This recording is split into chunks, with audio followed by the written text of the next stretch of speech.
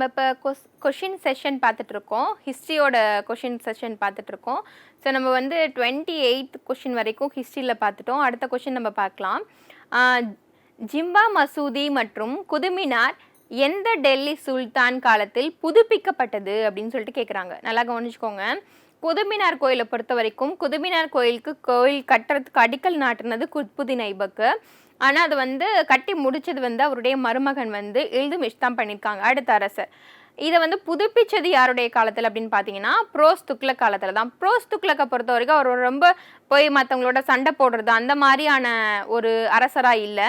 நிறையா நல்லது பண்ணுறது, நீர்நிலைகள் வந்து மக்களுக்காக அதை நீர்நிலைகளை வந்து உருவாக்குறது, தோட்டங்களை வந்து நிறையா உருவாக்குறது, நகரங்களை உருவாக்குறது, மக்களுக்கு நல்லது செய்கிறதுக்கான தொண்டு நிறுவனங்கள், ஆதரவற்ற இல்லங்கள், இந்த மாதிரி நிறைய நல்ல விஷயங்கள் பண்ணியிருந்திருப்பார் இந்த அரசர். ஓகேங்களா? புரோஸ் துக்ளக். ஸோ அவர் தான் ஆன்சர். அடுத்த கொஸ்டின் நம்ம பார்க்கலாம். மனிதன் தன்னுடைய தேவையையும் விருப்பங்களையும் நிறைவேற்றிக் கொள்ள உருவாக்கிய கருவியே பண்பாடு என கூறியவர் அப்படிங்கிறது யார் இதை கூறியிருக்காங்க அப்படின்னா சிசி நார்த் அப்படிங்கிறவர்.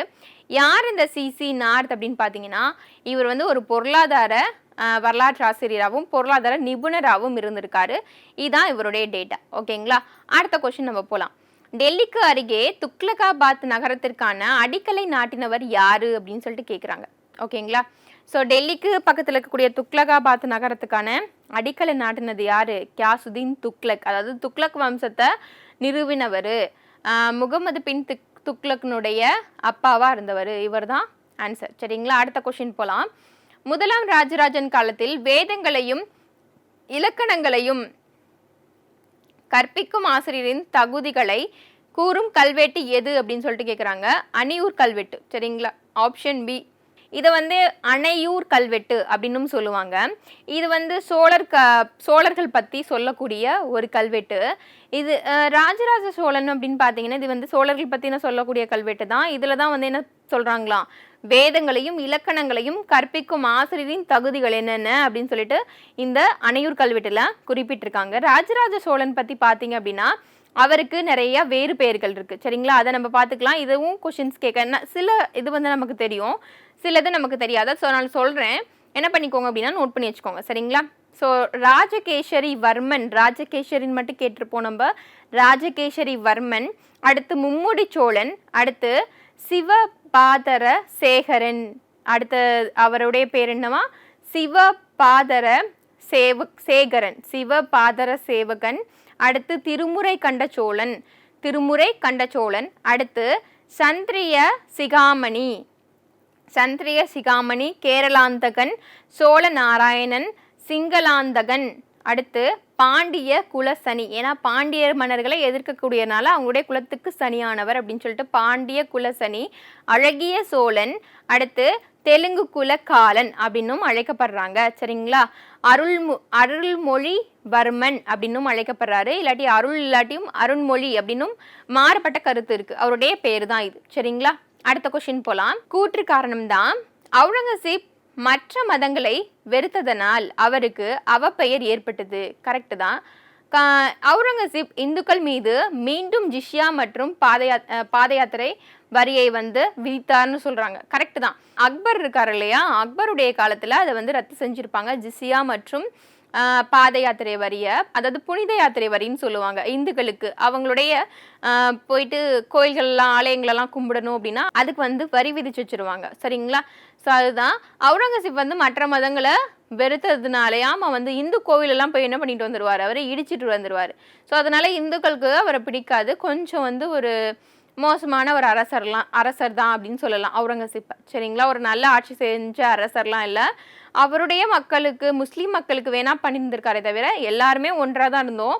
பட் ஆனால் இந்து மக்களுக்கு வந்து என்ன பண்ணல, அவர் அவ்வளவு எதிர்ப்பு தான் தெரிவித்தார். சரிங்களா? வேறுபாடு தான் காமிச்சாரு. அடுத்த கொஸ்டின் பார்க்கலாம். நான் வைணவத்தை பின்பற்றுபவன், நான் இசையை நேசிப்பவன், எனக்கு கவிராஜா என்று பட்டம் உள்ளது. இது யாருடைய கூற்று அப்படின்னு சொல்லிட்டு கேட்குறாங்க. இது வந்து கவிராஜாங்கிற பட்டம் பெற்றவர் சமுத்திரகுப்தர் தான். குப்தர்லேருந்து கொஸ்டின் கேட்டிருக்காங்க. சரிங்களா? ஸோ குப்தர் வந்து எப்படிலாம் அழைக்கப்படுறாரு, இவர் வந்து இந்திய நெப்போலியன் அப்படின்னு அழைக்கப்படுறாரு. ஸோ இவரை பற்றினது பார்த்தீங்கன்னா இவர் அலகாபாத் தூண் கல்வெட்டு இவருடையது. இவருடைய அப்பாவோடது வந்து மெக்ருலி இரும்புத்தூண் கல்வெட்டு. இதையும் வந்து யாருடைய காலத்துல தான் வந்து அந்த மெக்ருலி இரும்புத்தூண் கல்வெட்டு உருவாக்கப்பட்டதுன்னா சமுத்திரகுப்தர் அவரோட அப்பாக்காக உருவாக்கப்பட்டது தான். ஆனா மெக்ருலி இரும்புத்தூண் கல்வெட்டு முதலாம் சந்திரகுப்தருக்கு உடையது. யாருக்குரியதுன்னா முதலாம் சந்திரகுப்தருக்குரியது. அலகாபாத் தூண் கல்வெட்டு தான் சமுத்திரகுப்தருக்கு உரியது. சரிங்களா? ஆனா இந்த மெக்ருலி இரும்புத்தூண் கல்வெட்டு இருக்கு இல்லையா, இது வந்து சமுத்திரகுப்தரால அவங்க அப்பாவோட பெருமையை நிலைநாட்டின ஒரு கல்வெட்டு தான். சரிங்களா? ஓகே, அடுத்த கொஸ்டின் போலாம். கீழ்கண்ட யார் புருஷா? புருஷா அப்படின்னா என்ன சொல்றாங்க அப்படின்னா அனைவருக்கும் மேலானவர் அப்படின்னு சொல்லிட்டு சொல்றாங்களாம். என்ற கடவுளோட அவங்கள வந்து ஒப்பீடு செய்யப்படுற அளவுக்கு இப்படி யார் அழைக்கப்படுறாங்க அப்படின்னா அதுவும் சந்திரகுப்தர் தானா. புருஷா அப்படின்னு என்னது இவர் கல்வெட்டுகளை இவரை குறிப்பிட்டிருக்காங்க. அதே போல மகாராஜா அப்படிங்கிறது கல்வெட்டுகளை யாரை செதுக்கி வச்சிருப்பாங்க அப்படின்னு கேட்பாங்க. அது யாருன்னு பார்த்தீங்கன்னா இந்த குப்த பேரரசை உருவாக்கினது யாருன்னு பார்த்தீங்கன்னா ஸ்ரீகுப்தர். அதுக்கடுத்து அவங்களோட பையன் கடோத்கஜர். அந்த குப்த அரசுலேயே முதல் பேரரசு யாரு அப்படின்னு கேட்டாதான் நீங்க முதலாம் சந்திரகுப்தர் எழுதணும். ஏன்னா அவர் தான் நிறைய இடத்துக்கு போயிட்டு நாட்டை விரிவுபடுத்தி நிறைய விஷயங்கள் பண்ணியிருக்கனால முதல் குப்த அரசர்கள்ல முதல் பேரரசுன்னு கேட்டீங்கன்னா முதலாம் சந்திரகுப்தர் வருவாரு. ஆனா நிறுவினவர் ஸ்ரீகுப்தர் தான். அப்ப கல்வெட்டுகள்ல மகாராஜா அப்படின்னு பட்டத்தை யாருக்கு குறிப்பிட்டிருப்பாங்க அப்படின்னா ஸ்ரீகுப்தருக்கும் கடோத்கஜருக்கும் அப்படின்னு சொல்லிட்டு சொல்றாங்க. ஓகேங்களா? ஸோ இது தொடர்புடையதை நம்ம பார்த்துட்டோம். அடுத்த கொஸ்டின் பார்க்கலாம். கீழ்கண்டவைகளில் அதான் அந்த அடுத்த கொஸ்டின். கீழ்கண்டவைகளில் மகாராஜா என்று கல்வெட்டுகளில் குறிப்பிடப்பட்டவர்கள் யார் அப்படின்னு பார்த்தீங்கன்னா இப்போதான் சொன்னேன் ஸ்ரீகுப்தரும் கடோத்கஜரும் சொல்லிட்டு ஆன்சர் வந்து A 1 and 2. சரிங்களா? ஓகே, அடுத்த கொஸ்டின் பார்க்கலாம். மகா தண்டநாயகா அமைதி மற்றும் போருக்கான அமைச்சராக அழைக்கப்படுகிறார் அப்படின்னு சொல்லிட்டு சொல்றாங்க. ஓகே, அடுத்து குப்த பேரரசு வந்து எப்படி பிரிக்கப்பட்டிருக்குன்னா தேசம் அல்லது புக்தி அப்படின்னு பிரிக்கப்பட்டிருக்கு. எனப்பட்டது அப்படின்னா பிரிக்கப்பட்டிருக்கு அப்படின்னு அர்த்தம். சரிங்களா? அடுத்து காமாந்தகா அப்படிங்கிற நூலை எழுதினது நீதிசாரர் அப்படிங்கிறது. நீதிசாரன்னு நீதிசாரர். அப்ப இது ரெண்டுமே கரெக்ட் தான். 2ம் 3ம் சரி, ஆனா 1 மற்றும் தவறு. அப்ப மகா தண்டநாயகா அப்படிங்கிறது எதுக்கான அமைச்சர் அப்படின்னு பாத்தீங்கன்னா நீதித்துறை மற்றும் இராணுவத்திற்கான அமைச்சர் இல்லாட்டி பொறுப்பு வகிக்கக்கூடிய அதிகாரி அப்படின்னு சொல்லிக்கலாம். நீதித்துறை மற்றும் இராணுவத்திற்கானவர்களை தான் மகா தண்டநாயகா அப்படின்னு சொல்லிட்டு நம்ம சொல்லுவோம். ஓகேங்களா? அடுத்த கொஸ்டின் பார்க்கலாம். மரங்கள் குறித்து விரிவான அறிவுரையை குப்தர் ஆட்சி காலத்தில் யார் வழங்கியது அப்படின்னு கேட்குறாங்க. ஆன்சர் வந்து ஆப்ஷன் டி வராகி மிரர் இருக்கார் இல்லையா, இவர் தான் என்ன பண்ணியிருப்பாங்க அப்படின்னா பல மரங்கள் வளர்ப்பதை பற்றி இன்டெப்த் டேட்டாஸ் நிறையா அவரோட அறிவுரைகள் நிறையா சொல்லி வச்சுருந்துருப்பார். சரிங்களா? அப்போ வராகி மிரர் தான் பல மரங்கள் பற்றி குறிப்பிட்டிருக்காரு. அப்போ அறிவுரை விரிவாக சொன்னது யார்? வராகி மிரர். ஓகேங்களா? அடுத்த கொஸ்டின் பார்க்கலாம். இதுவும் குப்தர்களுடைய டாபிக் தான். இதெல்லாம் நல்லா படித்து வச்சுக்கோங்க. இதுலேருந்து ஷார்ட்டாக கேட்டிருக்காங்க. சரிங்களா? உபரிகா அப்படின்னா என்ன? சரிங்களா? ஸோ உபரிகா அப்படிங்கிறது கூடுதல் வரி.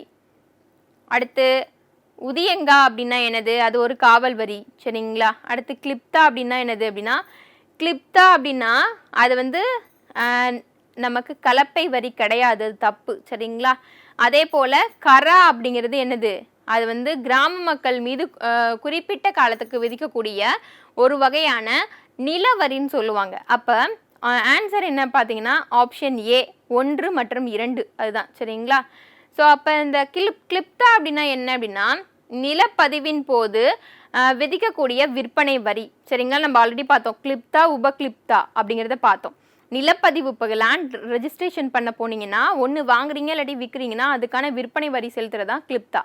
அப்போ கரா அப்படிங்கிறத நம்ம என்ன பார்த்தோம்? கிராம மக்கள் மீது ஒரு குறிப்பிட்ட காலத்தில் விதிக்கக்கூடிய நிலவரி, அதுதான் நமக்கு கரா அப்படின்னு சொல்லிட்டு சொல்கிறாங்க. அடுத்து மற்ற வரிகளையும் நம்ம என்ன பண்ணிடலாம் பார்த்துடலாம். சரிங்களா? அதே போல் உங்களுக்கு வந்து உதியங்கா அப்படிங்கிறது நீர் வரியாகவும் அழைக்கப்படுது. அது உதியங்காங்கிறது காவல் நிலையங்களை வந்து மெயின்டைன் பண்ணுறாங்கல்ல, அதுக்காக நம்ம கொடுக்கக்கூடிய காவல் வரியாகவும் நீர் வரியாகவும் உதியங்கா அழைக்கப்படுது. இதே ஒரு இதில் வந்து உங்களுக்கு உதியங்கான்னு கொடுத்து காவல் வரின்னு கொடுப்பாங்க. இன்னொரு இதில் நீர் வரின்னு கொடுத்தா கன்ஃபியூஸ் ஆக்காதீங்க. உதியங்காங்கிறது இது ரெண்டுத்துக்கும் சேர்த்து கலெக்ட் பண்ணக்கூடிய வரியாம். சரிங்களா? அடுத்து ஒவ்வொரு வரியாக பார்க்கலாம். பாகா அப்படிங்கிற வரி வசூலிக்கப்பட்டிருக்கு குப்தர்களில். இது இல்லாத மற்றதையும் சொல்கிறேன், நோட் பண்ணி வச்சுக்கோங்க. பாகா அப்படிங்கிறது அரசன் வந்து மக்களுடைய விளைச்சல் இருக்கும் இல்லையா, அந்த விளைச்சலில் 1/6 பெற்றுக்கக்கூடியதுக்கு. சரிங்களா?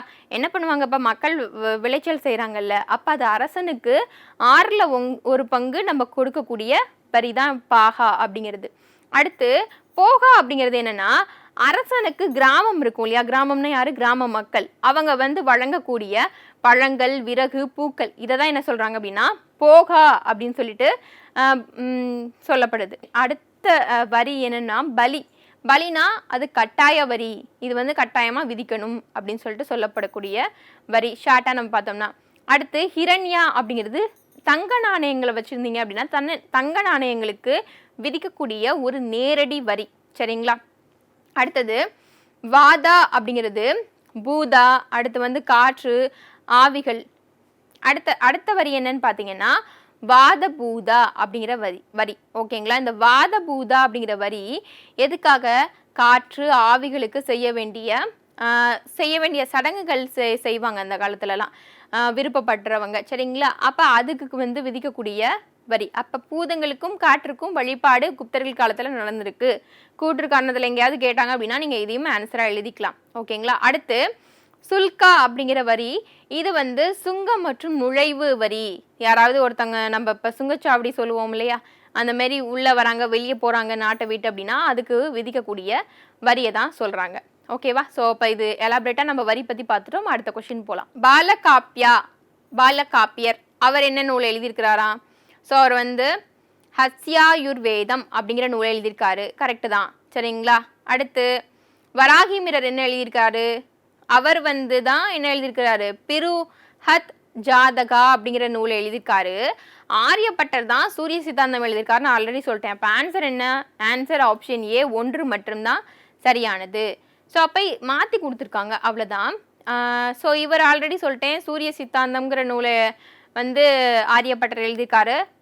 அடுத்து நம்ம இவரை பற்றி பார்க்கணும் அப்படின்னா வராகிமிரர் வந்து பிருஹத் ஜாதகம் அப்படிங்கிற ஒரு நூல் எழுதியிருக்காரு. இது வந்து எது சம்பந்தப்பட்டதுன்னா ஒரு ஜோதிட நூல். அதுலேயே வேத ஜோதிட நூல் அப்படின்னு இது அழைக்கப்படுது. எது, பிருஹத் ஜாதகம் அப்படிங்கிறது. இதை தொடர்ந்து இன்னும் மற்ற நூல்களும் எழுதியிருக்காரு. பஞ்ச சித்தாந்திகா அப்படிங்கிற ஒரு நூலையும், அடுத்து பிருஹத் சம்ஹிதா அப்படிங்கிற, அதாவது சம்ஹிதானா பிருஹத் சம்ஹிதை அப்படிங்கிறதும் அவருடைய நூல் தான். அடுத்து லகு ஜாதகம் லகு ஜாதகம் அப்படின்னு சொல்லிட்டு இந்த 3 ஜாதகம் சம்பந்தப்பட்ட நூல்களையும் என்ன பண்ணியிருக்காரு அப்படின்னா எழுதியிருக்காரு. ஜோதிடம் சம்பந்தப்பட்ட நூல்கள் எழுதியிருக்காரு. ஸோ அடுத்த கொஸ்டின் நம்ம போகலாம். முகமது கஜினியின் கோழிவில் வழிபாடு தாக்குதலும் சூறையாடுவதாலும் இந்தியாவின் வகுப்புவாத பிரிவினை உருவாவதற்கு முன்னோடியாக திகழ்ந்தது. அவர் வந்து என்ன பண்ணுவார், கஜினி இந்தியாவை கிட்டத்தட்ட 17 முறை வந்து படையெடுத்து வந்திருக்காரு. இது சரிதான். அவர் வந்து கோவில்களெல்லாம் தாக்குறாரு, சூறையாடுறாரு, ஆடிருப்பாரு. இதுவும் கரெக்டு தான். செகண்ட் கூற்று பார்க்கலாம். முகமது கஜினியின் சோம்நாத் படையெடுப்பு 1025ஆம் ஆண்டு நடைபெற்றது அப்படின்னு சொல்லிட்டு சொல்கிறாங்க. இது வந்து கரெக்டா அப்படின்னு பார்த்தீங்கன்னா 2 கூற்றுமே சரிதான். சோம்நாத்னா கஜினிக்கும் சோம்நாத் அப்படிங்கிற ஒருத்தவருக்கும் படையெடுப்பா அப்படின்னு பார்த்தீங்கன்னா அது கிடையாது. சோம்நாத் அப்படிங்கிறது ஒரு கோவில். சரிங்களா? கஜினி வந்து இப்போ எங்கேருந்து வந்திருக்காரு அப்படின்னு பார்த்தீங்கன்னா இப்போதைக்கு இருக்க ஆப்கானிஸ்தான் நகரில் இருக்கக்கூடிய ஒரு பகுதி பேர் தான் கஜினி. சரிங்களா? ஸோ அப்போ கஜினினா ஒரு நபருடைய பேர் கிடையாது, அது ஒரு பகுதியோட பேர். அந்த கஜினியை ஆட்சி செய்த முகமது அவர் தான் அரசர். அப்போ அந்த கஜினியின் முகமது அப்படிங்கிறது தான் கரெக்டானது. அப்போ கஜினி முகமது என்ன பண்ணுறாரு, இந்தியாவை 17 முறை என்ன பண்ணுறாரு, படையெடுத்து வராரு. 1000லேருந்து 1027 வருஷம் சொல்கிறேன், 1000வது வருஷத்துலேருந்து 1027க்குள்ளே 17 தடவை என்ன பண்ணுறாரு, படையெடுத்து வராரு. இந்த சோம்நாத் படையெடுப்பு அப்படிங்கிறது, சோம்நாத் கோவில் எங்கே இருக்குது அப்படின்னு பார்த்தீங்கன்னா இது வந்து குஜராத் மாநிலத்தில் சௌராஷ்டிரா அந்த இடத்துக்கு பக்கத்தில் வந்து பிரபாஸ் பத்தான் அப்படிங்கிற இடத்துல தான் இந்த சோம்நாத் கோயில் இருக்குது. இதை வந்து என்ன பண்ணியிருக்காராம், இவர் படையெடுத்து தாக்கியிருக்கிறாருன்னு சொல்லப்படுது 1025. சரிங்களா? ஸோ அடுத்த கொஸ்டின் நம்ம போகலாம். அடுத்தது சரியானதை தேர்ந்தெடுக்க. சரிங்களா? ஜியாவுதீன் பாரணி. ஸோ அவர் வந்து எந்த நூல் எழுதியிருக்காரு அப்படின்னு பார்த்தீங்கன்னா தாரிக் இ பெரோஸ் ஷாஹி அப்படிங்கிற நூல். சரிங்களா? ஓகே, அடுத்தது பார்க்கலாம். 2வது மின் ஹெச் உஸ்ரிஜாஜ். ஓகேங்களா? இவர் என்ன நூல் எழுதியிருக்காருன்னு பார்த்தீங்கன்னா தஹபத் இ நசிரி. இதுவும் இவருடைய தான்.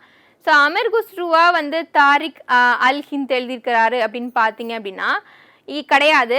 தாரிக் அல் ஹிந்த் எழுதினது அல் பெருனி. அப்போ 3வது ஆப்ஷனுங்கிறது தப்பு. ஆன்சர் வந்து ஆப்ஷன் ஏ 1 மற்றும் 2 இது ரெண்டும் சரியாக பொருந்திருக்கு. சரிங்களா? அடுத்த கொஸ்டின் பார்க்கலாம். கீழ்கண்டவைகளில் அலாவுதீன் கில்ஜியின் தாக்குதலுக்கான சரியான பொருத்தத்தை தேர்ந்தெடுக்க அப்படின்னு சொல்லிட்டு கேட்குறாங்க. நாலுத்தையும் நல்லா பாருங்க. இது வந்து அலாவுதீன் கில்ஜி காலத்தில் அவர் என்ன பண்ணுறாரு, ஒவ்வொருனுக்கும் போயிட்டு இதுதான் அப்படின்னு சொல்லிட்டு உங்களுக்கு தவறானதை தேர்ந்தெடுக்க சொல்கிறாங்க. சரியானது எதாக இருக்கான்னு பாருங்கள். சரியானது ஒன்று கூட கிடையாது. ஸோ அப்போ ஒன்றுக்கும் சொல்கிறேன், எந்தெந்த வருஷம் நோட் பண்ணிக்கோங்க. ராதன்பூர் வந்து இருக்கு இல்லையா, ராதன்பூர் படையெடுப்பு எப்போ, தாக்குதல் எப்போன்னா 1301. ராதன்பூர் 1301. சித்தூர் வந்து எப்போ அப்படின்னு பார்த்தீங்கன்னா 1303. சித்தூர் எப்போ, 1303. அடுத்து மால்வா வந்து 1305 தாக்குதல் நடத்தியிருக்கிறாரு. தேவகிரியை வந்து கிட்டத்தட்ட 3 வருஷங்கள் என்ன பண்ணியிருக்காரு, தாக்குதல் நடத்தியிருக்கிறாரு. 1296 ஒரு தடவை, அடுத்து 1307 ஒரு தடவை, 1314 ஒரு தடவைன்னு சொல்லிட்டு மொத்தம் எத்தனை, 3 தடவை தேவகிரியை படையெடுத்திருக்காரு. இது வந்து ஜலாலுதீன் கில்ஜியோட படைத்தளபதியாக இருந்த அலாவுதீன் கில்ஜியோடையது. அதுக்கடுத்து அவரையும் கொண்டுட்டு எனது ஜலாலுதீன் கில்ஜி கொண்டுட்டு இவர் அடுத்து அரியணையை ஏறிப்பார். அடுத்த கொஸ்டின் நம்ம பார்க்கலாம். சரியானதை தேர்ந்தெடு. ஓகேவா? அமீர் ஹாசன் அப்படிங்கிறவர் ஃபவாய் துல் ஃபவாத் அப்படிங்கிற நூலை எழுதியிருக்காங்க அப்படின்னு சொல்கிறாங்க. கரெக்டு தான். அடுத்து செகண்டு அப்துல் மாலிக் ஃபுதூர் உஸ் சலாதீன் அப்படிங்கிற நூலை எழுதியிருக்காருன்னு சொல்கிறாங்க. இது கரெக்டு தான். அடுத்து 3வது நம்பர் பார்க்கலாம். ஃபக்ருதீன் கவ்வாஸ் இவர் வந்து துதி நமஹா அப்படிங்கிற நூலை எழுதியிருக்காங்கன்னு சொல்கிறாங்க. இது தவறானது. சரிங்களா? இது அப்போ சரியான விடை வந்து ஆப்ஷன் ஏ 1, 2 சரியாக பொருந்திருக்கு, 3வது சரியாக பொருந்தலை. சரிங்களா? அடுத்த கொஸ்டின் போகலாம். டெல்லியிலிருந்து தௌலகாபாத்துக்கு தனது தலைநகரத்தை மாற்றினார் முகமது பின் துக்ளக். 1 இது சரியா அப்படின்னு கேட்குறாங்க. ஓகேங்களா? ஏன்னா எது சரி, கீழே ஆப்ஷனை பொறுத்தும், ஏன்னா ஒன்றுமே கொடுக்காம கூட கேட்டிருப்பாங்க, ஆப்ஷனை பொறுத்து பார்த்துக்கலாம். இது சரிதான். ஏன்னா வந்து ஆல்ரெடி நம்ம பார்த்தோம் இல்லையா, முகமது பின் துக்ளக் டெல்லியிலேருந்து தௌலகாபாத்துக்கு மாற்றினாரு, திரும்பி தௌலகாபாத்லேருந்து டெல்லிக்கு மாற்றிருக்காரு. ஸோ அதனால தான் இது வந்து கிட்டத்தட்ட அவங்களுக்கு இது பார்த்தீங்க அப்படின்னா பாமினி நகர பேரரசு உருவாகிருக்கும். அதுக்கு காரணமே இவர் செஞ்ச இந்த வேலை தான்.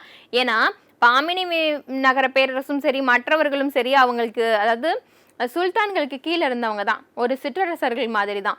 இவர் இந்த மாதிரி மாற்றி எடுத்த முடிவுனால டெல்லியிலேருந்தும் தௌலகாபாத்துலேருந்து டெல்லிக்கும் மாற்றினால நிறையா பேர் என்ன பண்ணுறாங்கன்னா அவங்களுக்கு ரொம்ப சிரமமாக போயிடுச்சு. அவருக்கு கீழே இருந்த நிறையா சிற்றரசர்கள் தன்னை சுதந்திர அரசுகளாக அறிவிச்சிடுறாங்க. அதில் ஒன்று தான் பாமினி விஜயநகரம். தன்னை என்ன பண்ணிடுவாங்க, அவரை வந்து சுதந்திர அரசாக அறிவிச்சுக்குவாங்க. ஹசன் பாமன் ஷா அப்படிங்கிறவர் தான் பாமினி அரசை உருவாக்கியிருப்பார். அப்போ ஃபஸ்ட்டு கூற்று கரெக்டு தான். செகண்ட் கூற்று வேளாண்மையை கவனித்து கொள்ள ஒரு தனித்துறையை, அதாவது திவான் இ அமீர் ஹோஹி, ஆல்ரெடி நம்ம இப்போ தான் பார்த்துட்டு வந்திருக்கோம் மேட்ச் தி ஃபாலோயிங்கில், உருவாக்கினார்கள் சுல்தான் ஆட்சி அப்படின்னு சொல்லிட்டு சொல்கிறாங்க. சுல்தான் ஆட்சியில் தான் உருவாக்கப்பட்டதுன்னு சொல்கிறாங்க. ஆமாம், ரெண்டுமே சரிதான். ஓகேங்களா? அடுத்த கொஸ்டின் போகலாம். அடுத்து ஒவ்வொருத்தவங்களுடைய ஆட்சி காலத்தை சொல்கிறாங்க. ஸோ இதில் வந்து எது சரி அப்படின்னு பார்த்தீங்கன்னா, குத்புதீன் ஐபக் இவர் வந்து ஆட்சி புரிஞ்சது 1206 1210 கரெக்டு தான். அடுத்து பால்பனுக்கு பார்த்தீங்கன்னா 1266 to 1287 இதுவும் சரிதான். பட் ஆனால் இல்துமிஷ்க்கு பாருங்கள் 1205 to 1245 இது தப்பு. ஸோ அப்போ சரியானதை நான் சொல்கிறேன். 3, 4 ரெண்டுமே வந்து என்னது பொருந்தலை. ஃபஸ்ட்டு ரெண்டும் கரெக்டு தான். இல்துமிஷோடைய ஆட்சி அப்படின்னு பார்த்தீங்கன்னா அதை எழுதிக்கோங்க, நோட் பண்ணிக்கோங்க. 1210 1236 வரைக்கும் தான் இல்துமிஷோட ஆட்சி. அடுத்து சிக்கந்தர் லோடி வந்திருப்பார். ஸோ லோடி வம்சத்தில் தான் அவங்க வந்திருப்பாங்க. ஸோ அவருடைய ஆட்சி காலம் 1489 1517 வரைக்கும் சிக்கந்தர் லோடியுடைய ஆட்சி நடந்திருக்கும் லோடி வம்சத்தில். சரிங்களா? அப்போ ஃபஸ்ட்டு ரெண்டும் கரெக்டு, 3, 4 தவறு. இதை நம்ம என்ன பண்ணிக்கலாம், ஆப்ஷனை ஃபிக்ஸ் பண்ணிக்கலாம். அடுத்த கொஷினுக்கு போகலாம். சரியானதை தேர்ந்தெடுங்க அப்படின்னு சொல்லிட்டு சொல்கிறாங்க. ஓகேங்களா? ஸோ நீதிமன்றங்கள் இது வந்து அதிகரண மண்டபம்னு அழைக்கப்படுது. ஓகே, சரிதான். அடுத்து நன்கொடை அதிகாரி வந்து எப்படி அழைக்கப்படுறாங்களாம், கொடுக்கா பிள்ளை அப்படின்னு அழைக்கப்படுறாங்களாம். இதுவும் சரிதான். அந்த காலத்தில் ஒவ்வொருத்தவங்களுக்கும் கொடுக்கப்பட்டிருக்கக்கூடிய பேர். அடுத்து நீதிபதிகள் தர்மாதிகாரி அப்படின்னு அழைக்கப்பட்டிருக்காங்க. ஸோ அப்போ இது எல்லாமே வந்து கரெக்ட் சரியானது தான். ஸோ ஆப்ஷன் எல்லாமே கரெக்டு, ஆல் டி தான் ஆன்சர். சரிங்களா, அடுத்த கொஷின் போகலாம். சரியானதை தேர்ந்தெடுக்க. முதலாம் மகேந்திரவர்மன், ஓகேவா, அவர் வந்து மத்த விலாச பிரகசனம்ங்கிற நூலை எழுதியிருக்காங்கன்னு சொல்கிறாங்க, இது சரிதான். செகண்டாக யார் வராங்க அப்படின்னா பாரவி வராங்க. இவங்க வந்து கீர்த்தர்ஜீனியம்ங்கிற நூலை எழுதியிருக்காங்கன்னு சொல்கிறாங்க, இதுவும் சரிதான். அடுத்து தண்டி வராங்க, தண்டி வந்து காவிதர்ஷம் எழுதியிருக்காங்கன்னு சொல்கிறாங்க, இதுவும் சரிதான். அடுத்து பாருங்களேன், நரசிம்மவர்மன் வந்து தசகுமார சரிதம் எழுதியிருக்கிறாங்கன்னு சொல்கிறாங்க, ஆனால் இது தப்பு. ஃபஸ்ட்டு 3ம் சரி. அப்போ ஆன்சர் என்ன அப்படின்னு பார்த்தீங்கன்னா ஆன்சர் ஏ அப்படிங்கிறது சரி. இந்த 4வதுக்கு யார் தான் ஆன்சர்? இந்த தசகுமார சரிதம் யார் எழுதுனாங்கன்னா தண்டி எழுதப்பட்டது அப்படின்னு சொல்லப்படுது. ஓகேங்களா, இல்லாட்டி சில தகவல்கள் இந்த ஆசிரியரை பற்றி கிடைக்கல, ஆனால் மேக்சிமம் பேர் என்ன சொல்கிறாங்கன்னா இதை எழுதுனது தண்டின்னு சொல்கிறாங்க. ஒரு 10 இளைஞர்களினுடைய கதை தான் இந்த தசகுமார சரிதம் அப்படிங்கிறது. சரிங்களா, அடுத்த கொஷின் போகலாம். இது எல்லாமே சவுத் இந்தியன் ஹிஸ்ட்ரி. இது என்னது வந்து தமிழ் பற்றி வருதே, சேர சோழ பாண்டியர்கள் பற்றிலாம் வருது அப்படின்னா ஹிஸ்ட்ரியில், இந்தியன் ஹிஸ்ட்ரியில், சவுத் இந்தியன் ஹிஸ்ட்ரியில் இவங்களை பற்றி கேட்பாங்க. இன்னும் நிறைய பேர் இருக்காங்க, ராஷ்டிரகூடர்கள் இருக்காங்க, நிறைய பேர் வந்து என்னது சாகவாகனர்கள் இருக்காங்க. இவங்க எல்லாமே சவுத் இந்தியன் ஹிஸ்ட்ரியில் வருவாங்க. பாமினி விஜயநகர கிங்டம் எல்லாமே சவுத் இந்தியன் ஹிஸ்ட்ரியில் தான் வருவாங்க. சரிங்களா, எல்லாத்த பற்றியும் ஒவ்வொன்றா நம்ம பார்த்துட்டு இருக்கோம் ஓரளவுக்கு. ஓகே, அடுத்த கொஷின் பார்க்கலாம். மாமல்லபுரம் ராஜசிம்மனின் ஆட்சி காலத்தில் கட்டப்பட்டது அப்படின்னு சொல்லிட்டு சொல்கிறாங்க, இது கரெக்டு தான். இங்குள்ள ஒற்றைக்கல் தேர்கள் பஞ்ச பாண்டவர் ரதம் என அழைக்கப்படுறது அப்படின்னு சொல்லிட்டு சொல்கிறாங்க, இதுவும் சரிதான். ஏன்னா மாமல்லபுரம் நம்ம நிறைய பேர் போயிருப்போம், அங்கே பஞ்ச பாண்டவர் ரதத்தை நம்ம பார்த்துருப்போம். மகாராஷ்டிரா மாநிலம் அவுரங்காபாத் நகரத்திற்கு வடக்கே 100 கிலோமீட்டர் தொலைவில் தான் இந்த அஜந்தா குகைகள் அமைந்திருக்குன்னு சொல்கிறாங்க. இது எல்லாமே ஒவ்வொரு டேட்டா. ஸோ இது வந்து இது எல்லாமே சரியா அப்படின்னு பார்த்தோம் அப்படின்னா இது அனைத்துமே சரிதான். சரிங்களா, அடுத்த கொஸ்டின் பார்க்கலாம். கீழ்கண்ட எந்த கோவில் 2ஆம் விக்ரமாதித்தன் காஞ்சிபுரத்தை கைப்பற்றியதன் நினைவாக அவனுடைய மனைவி லோகமாதேவியின் ஆணைப்படி கட்டப்பட்டதுன்னு கேட்குறாங்க. ஆன்சர் வந்து விருப்பாக்ஷர் தான். ஸோ ஆக்சுவலாக வந்து சாளுக்கிய அரசன் வந்து 2ஆம் விக்ரமாதித்தன் இருக்கார்ல, இவர் தான் வந்து என்ன பண்ணுறாரு அப்படின்னா பல்லவ மன்னன் 2ஆம் நந்திவர்மனை தோற்கடிச்சது நினைவாக என்ன பண்ணியிருக்காங்க அப்படின்னா இந்த இதை கட்டியிருக்காங்க. ஸோ இது வந்து இது கோவில் பேர் தான் விருப்பாக்ஷர் கோயில். கட்டினது வந்து 2ஆம் விக்ரமாதித்தன் தான் கட்டியிருக்காங்க. அவங்களோட மனைவி பற்றி தான் சொல்லியிருக்காங்க. பட் நாளடைவில் இது என்ன ஆயிடுச்சு அப்படின்னா விஜயநகர பேரரசு வந்து விருப்பாக்ஷர் அப்படிங்கிற ஒரு மன்னன் வந்திருப்பாங்க. அவருக்கு இந்த கோவில் வந்து அவருடைய ஆட்சி காலத்தில் அது மாறி இருக்கு அவருக்கு. ஸோ அவருடைய ஆட்சி காலம் அப்படின்னு பார்த்தீங்கன்னா 1404 1405 வரைக்கும் இவருடைய ஆட்சி இருந்திருக்கு. ஸோ விருப்பாக்ஷர் அதாவது சங்கம வம்சத்தை சேர்ந்தவங்க. ஓகேங்களா, ஸோ ஏன்னா வந்து விஜயநகர பேரரசில் வந்து சங்கம வம்சம், சாலுவ வம்சம், துளுவ வம்சம், ஆரவீடுன்னு சொல்லிட்டு மொத்தம் 4 வம்சம் இருக்கு. இந்த விருப்பாக்ஷர் வந்து சங்கம வம்சத்தை சேர்ந்தவர். சரிங்களா, ஸோ அவருக்கு வந்து நாளடைவில் அது மாற்றப்பட்டுருச்சு. ஸோ அதனால அது விருப்பாக்ஷர் கோவில் அப்படின்னு அழைக்கப்படுது. அங்கே இருக்கக்கூடிய சிவபெருமானுடைய பெயரும் வந்து விருப்பாக்ஷர் அப்படின்னு தான் அழைக்கப்படுது. சரிங்களா, ஸோ அது மட்டும் இல்லாமல் இந்த விருப்பாக்ஷர் கோயில் வந்து உலக பாரம்பரிய தலங்களில் ஒன்றா அழைக்கப்பட்டிருக்கு. அதாவது அவங்க வந்து சூஸ் பண்ணியிருக்காங்க. 7ஆம் நூற்றாண்டில் தான் இந்த இது கோவில் வந்து கட்டப்பட்டிருக்கு. ஓகேவா, இப்போ நம்ம ஹிஸ்ட்ரி சம்மந்தப்பட்ட கொஷின்ஸ் எல்லாமே நம்ம பார்த்துட்டோம். இதில் வந்து குப்தாஸ் பற்றி, சுல்தான்ஸ் பற்றி நம்ம அதிகமாக பார்த்துருக்கோம். ஏன் அப்படின்னா வந்து ஸ்டூடெண்ட்ஸ் வந்து நிறையா பேர் அதை என்ன பண்ணிக்க மாட்டிட்டீங்க அப்படின்னா அதில் இருக்கக்கூடிய டேட்டாஸ் ரொம்ப இன்டெப்த் டேட்டாஸ்லாம் படிக்க மாட்டிட்டீங்க. ஸோ அதுக்காக தான் உங்களுக்கு வந்து ஒரு அவேர்னஸ்க்காக இதுலேருந்து அதிக கொஷின்ஸ் எடுத்திருக்கேன். ஸோ அதே போல் பாமினி கிங்டமாக இருக்கட்டும், விஜயநகர கிங்டமாக இருக்கட்டும், இதெல்லாமே நம்ம ரொம்பவே படித்து வச்சுக்க வேண்டியது தான். பட் ஆனால் எல்லாமே என்ன பண்ணுவீங்க, முகல்ஸ் ரொம்ப முக்கியம் அப்படின்னு சொல்லிட்டு முகல்ஸ் படிப்பீங்க இந்தியன் ஹிஸ்ட்ரியில். பட் அது மட்டும் முக்கியம் இல்லை, எல்லா டாபிக்ஸுமே முக்கியம்தான். ஸோ அதனால் ஹிஸ்ட்ரியும் என்ன பண்ணிக்கோங்க அப்படின்னா எந்தெந்த அரசர்கள் காலம் நோட் பண்ணி வச்சுக்கோங்க. அவங்கள பற்றின தகவல் வரும்போது அதை பற்றி என்ன பண்ணிக்கோங்கன்னா நோட் பண்ணி நோட்ஸ் நிறையா எடுத்து வச்சுக்கோங்க. சரிங்களா, ஸோ அப்போ இந்த மாதிரி நம்ம படித்தோம், நமக்கு வந்து ஒரு கொஷின்ஸை எப்படி ஹேண்டில் பண்ணணுங்கிற ஒரு அவேர்னஸ் இருந்தாலே ஒரு பதட்டம் இல்லாமல் நம்மளால் எல்லா சப்ஜெக்டையும் ஹேண்டில் பண்ண முடியும்.